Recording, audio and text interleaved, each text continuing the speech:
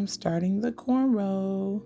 I did decide to always do the right cornrow first, as you can see, as I did with the twist. I don't know why. For me, that just works better. I do the right side first, and then when I do the left side, it's just easier for me to add in. Maybe because that's my adding in side.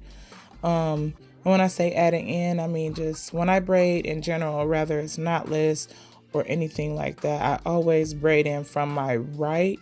So that's probably why I always did the right side braid first and then did the left so it could go into the right. I hope that all makes sense. If you get what I'm saying, leave a comment below. If you don't, just ask again and maybe I can describe it a little bit better. But I always go in when I'm blending in anything on my right side.